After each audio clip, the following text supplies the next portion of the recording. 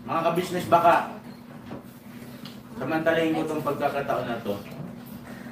Kung po pwede po sana, lalambing ako sa inyo. Supportahan niyo po yung Anime Reactors TV. Solid ka business po yan. Tapos ano po kasi siya, bedridden na po, mga ka-business. So sa pamamagitan ng pagbablog, awa ng Diyos nga, na-monetize na siya. Nagkakaroon siya ng kaunting revenue. Kaya maliliit lang kasi yung views niya. Baka pwede po suportahan natin si Anime Reactors TV. Yan. Pero bedridden na po siya. Kaya mapapansin nyo yung at least na mukha niya, pinapakita niya. Cartoon character. Suportahan po natin yan, Anime Reactors TV.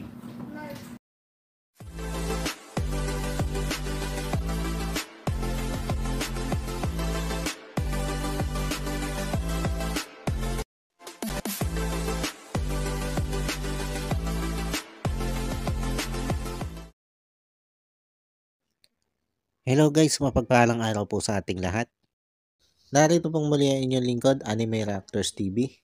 At sa mga hindi pa po nakaka-subscribe dyan sa aking munting channel, ay baka pwede naman pong makipindot na po na subscribe button. At makilike and share na rin po ng aking mga video. At patuloy din po natin suportahan ang Mag-amang Ka-Business Official at Papa Dins TV. At ganun din po yung kanilang second YouTube channel na Ka-Business Family.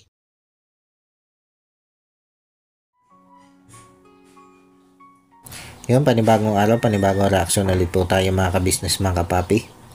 At for today's video po ay gawin po natin na reaction. Ito naging vlog kahapon nito si ka-business na kung saan ay galante siyang namigay ng tig to 200 square meter na lupa sa bawat membro ng kanyang kagwang at maging ang membro ng kasag nitong si Papa Dins.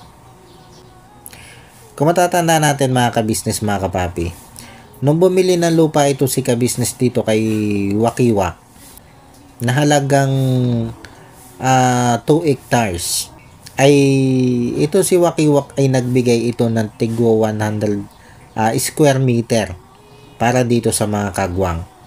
6 pa lang noon na mga kagwang. Pero ito nga, itong vlog kahapon itong si ka-business ay biglang sinabi niya o ina-announce niya na yung magiging lupa ng mga kagwang doon sa Bulacan, sa lupa nga po ni Wakiwak, ay gagawin na niyang tig to 200 square meter. At yun po ay kukuhanin mismo doon sa lupang binili ni ka-business. Doon sa 2 hectares na binili niya dito kay Wakiwak. Hindi ko lang alam mga ka-business, mga kapapi, ay kung binawi na ba o binabawi na nitong si Wakiwak yung tigwa 100 square meter na binigay niya sa mga kagwang dati.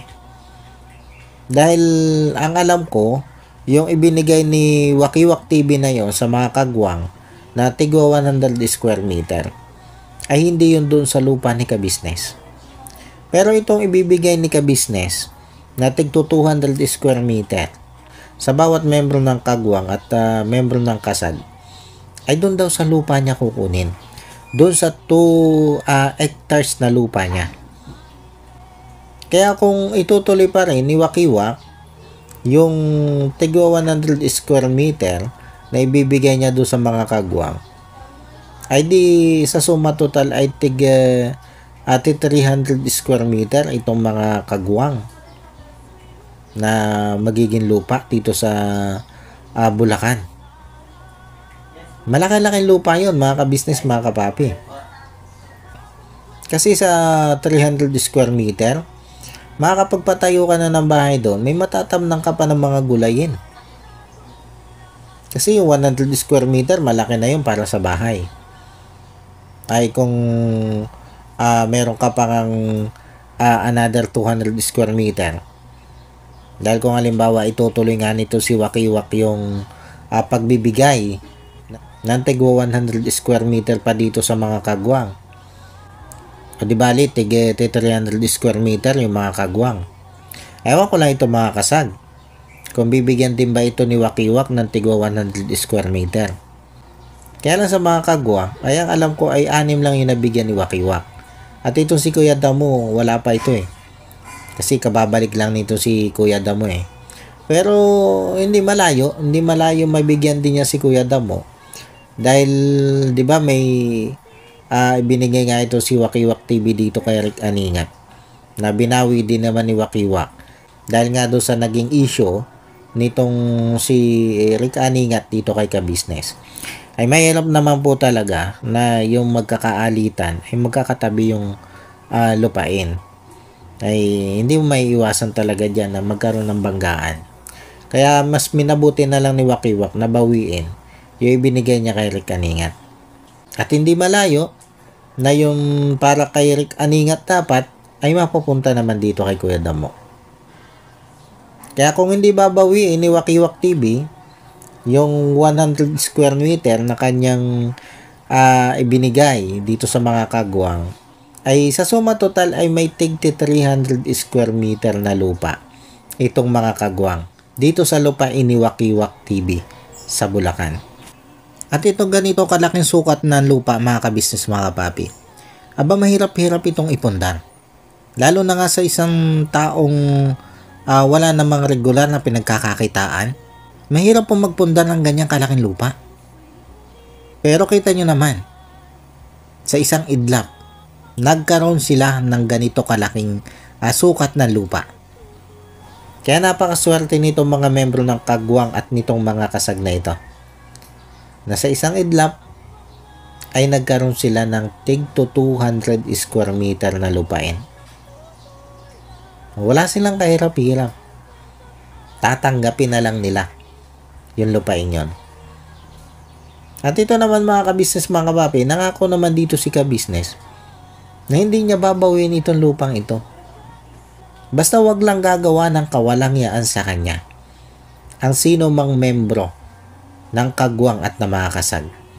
Kasi syempre kung may gagawa sa kanya ng kawalangyaan dito sa mga membrong ito ng kasag o ng mga kagwang, ay ang hirap naman nun, magkakatabi kayo doon tapos may samaan kayo ng loob o may alitan kayo, diba? Kaya nga yung lupang ibibigay ni Wakiwak kay Rick Aningat ay di na niya itinuloy. Para maiwasan nga yung hindi magandang magiging tagbo kung sakasakaling magkakadikit kayo doon tapos meron kayong hindi magandang samahan, diba? Mga ka-business mga papi. Kaya dito sa mga membro ng kagwang at kasag ay napakasaswerte nito mga ito. Sana itong oportunidad na ibinigay sa kanilang ito ni ka-business ay pag-ingatan nila. Dahil wala naman silang ibang gagawin kundi ang makisama ng ayos. At hindi mahirap na trabaho ang pakikisama mga ka-business mga kapapi. Dahil ang gagawin mo lang, makikibagay ka lang sa mga kasama mo. Ilapat mo lang ang loob mo sa kanila. Ituring mo lang silang kapamilya mo katulad ng sinasabi ni ka-business at sa gusto ni ka-business. Na kayo bawat membro ng family ka-business ay magturingan bilang isang tunay na magkakapamilya. Yun lang yung gagawin mo at hindi mahirap gawin yon. Lalo na sa ginagawang paggabay nitong si ka-business sa bawat isang membro. At yung pagiging balat sibuyas, kailangan tanggalin mo yan kasi hindi naman talaga makakatulong yan sa'yo. Yung pagiging maramdamin, hindi makakatulong yan sa'yo. Yun lang naman kasi yung ayaw ni ka-business Yung may balat sibuyas ka, maramdamin ka, at saka yung wala kang pakisama. Yun lang yung ayaw ni ka-business. At yung patungkol nga po dito sa lupang ibinigay na ito ni ka-business, ay sa ngayon pa lang, ay pinapaasikaso na niya sa bawat membro ng kagwang at kasag na pwede na daw nilang puntahan sa ngayon pa lang. At pwede nga daw nilang isama ang kanilang mga magulang papunta dito.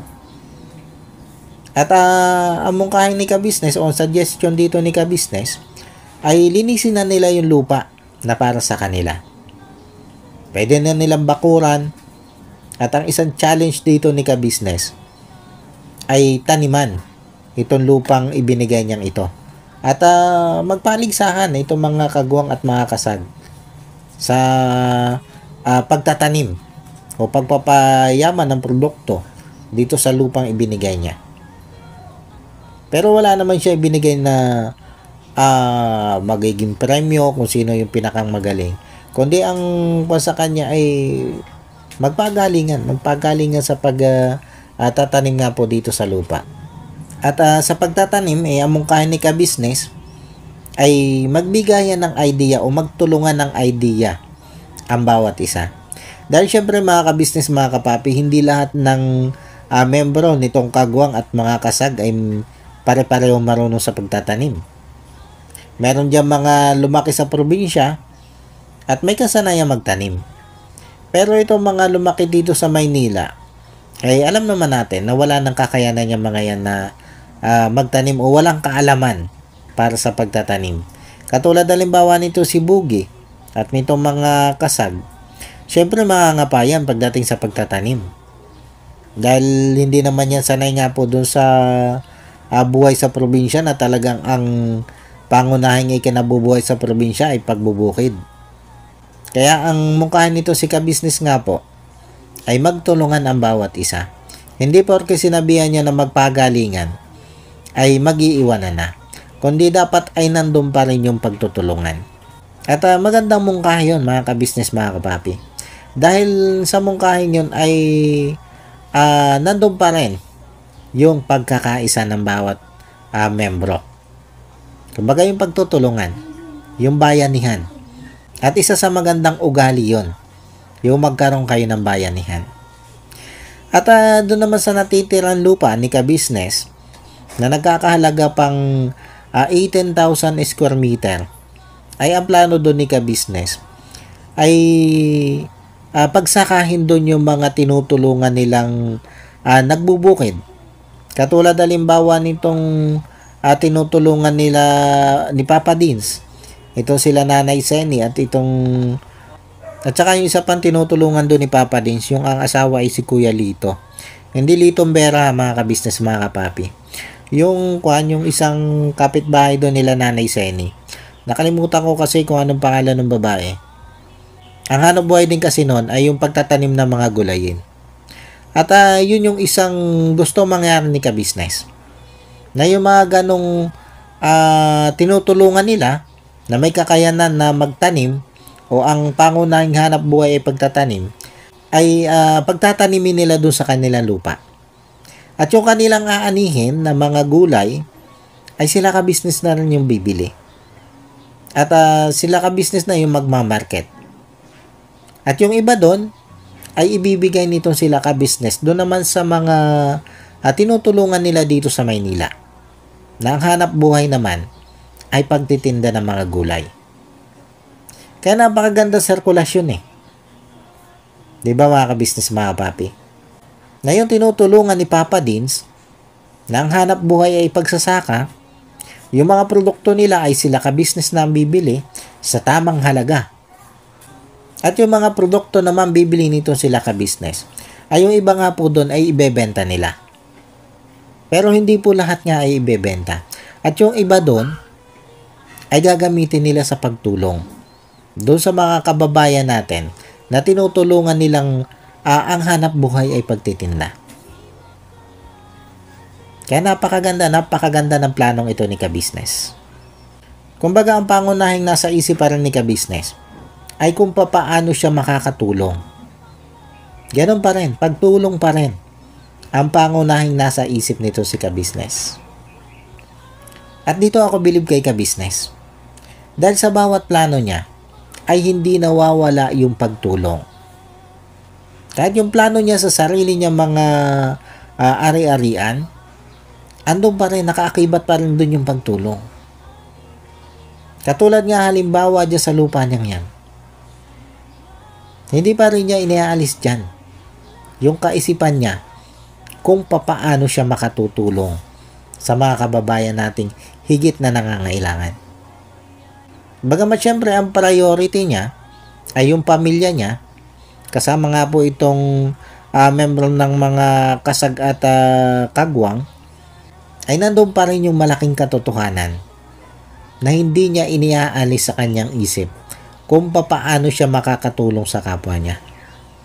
Lalo na nga po, doon sa mga taong higit na nangangailangan. Diyan ako bilib kay ka-business. Kita nyo na lang, dito sa pagbanggit niya dito sa bawat membro ng kagwang at kasag. Ang binilang niya dyan, 10. Sa kabila ng ipinakulong niya na itong si Kuya Bong. Ibig sabihin, bagamat ipinakulong niya itong si Kuya Bong, ay hindi pa rin niya iniaalis itong si Kuya Bong doon sa mga plano niya. Dahil nakabilang pa rin si Kuya Bong doon sa bibigyan niya ng tig 200 square meter. Bagamat hindi niya nabanggit ang pangalan ni Kuya Bong. Pero kung bibilangin natin yung mga kagwang at kasag, kung aalsin na ito si Kuya Bong, ay 9 na lang sila. Pero ang nasa plano ni ka-business na bigyan ng tig 200 square meter ay 10. Kaya malinaw doon, nakasama pa rin si Kuya Bong sa mga plano niya. Sa bagay, kahit naman ipinakulong nga niya ito si Kuya Bong hindi naman nawawala yung pagmamahal ni ka-business doon At yung pagpapakulong niya dito kay Kuya Bong ay bahagi lang yun ng pagdidisiplina niya dito kay Kuya Bong. Dahil nga doon sa sobrang kapasawayanan nito si Kuya Bong. At sana lang ay maramdaman din niya ni Kuya Bong balang araw. At sana ipagpahalagahan na rin ni Kuya Bong yung pagmamahal at malasakit na ibinibigay sa kanya nito si ka-business. Paano po mga ka-business, mga papi? Bago pa tayo mapalayo ng topic, ay tatapusin ko na po itong aking reaction video na ito. At congratulations dito sa mga membro ng kagwang at dito sa 3 membro ng kasag na pinagkalooban niya po ni ka-business ng tig to 200 square meter ng lupa. Congratulations sa inyong lahat. At yun, paano po, hanggang dito na lang muna ulit po at sana po nagustuhan nyo itong aking reaction video na ito. At muli po ay maraming salamat po sa patuloy pong sumusuporta at sa wala pong sawang nanonood sa aking mga nare-reaction ng video. Maraming salamat po. At sa mga hindi pa po nakaka-subscribe dyan sa muntik kong channel, ay baka pwede naman pong makipindutan ng subscribe button at makilike and share na rin po ng aking mga video. At yun, bago po tayo tuloy na magtapos, ay gusto ko lang pong i-shoutout. Ito sila Ma'am Nerissa ng New Jersey. Shoutout po sa inyo ma'am at maraming salamat po sa patuloy nyo pong pagsuporta at sa wala nyo pong asawang panonood sa aking mga nire-reaction ng video. Maraming salamat po ma'am. At ganoon din po dito kay Ma'am Elena Capillo. Shoutout po sa inyo ma'am at maraming salamat din po sa patuloy nyo pong pagsuporta at sa wala nyo din pong asawang panonood sa aking mga nire-reaction ng video. Maraming salamat po ma'am. At shoutout din po dito kay Wakiwak TV. Shoutout sa iyo, idol. At shoutout din po dito kay Jewel Channel. Shoutout po sa inyo, sir. At ganoon din po dito kay Papa Sundot. Shoutout po sa inyo, Papa Sundot. At syempre ganoon din po dito sa mga magigiting na kagwang nito si ka-business. Na sila Kagwang Intoyo Official, Kagwang Bay Papaya Official, Kagwang Boknoy Official, Kagwang Bornok Official, Kagwang Bugi Official, Kagwang Bong Official, at Kagwang Damulag Official. Shoutout po sa inyo. At ganoon din po dito sa aking mga kasamang reaktor na sila Taong Gala, Kalingap Tura, Katangay PLC, Mamplers Channel, MK Inday Okray TV, Annalisa Reality Vlog, Alminda Mix Vlog at Joyce 27 TV. Shoutout po sa inyo. At muli po ay maraming salamat po and God bless po sa inyong lahat. Anime Reactors, shoutout po. Suportahan natin yan si Anime Reactors TV. Yan, pakisupport po natin. Siya po ay isang bidridden na mga ka-business. Check nyo po yung kanyang YouTube channel, Anime Reactors TV. Siya po siyang bedridden na ayan, kahit papaano nakakagawa-gawa siya ng mga reaction video patungkol sa ka-business official. Suportahan po natin. para kahit papaano magkaroon siya ng revenue, may magamit siya sa pambili-bili man lang ng gamot. Ano po mga ka-business.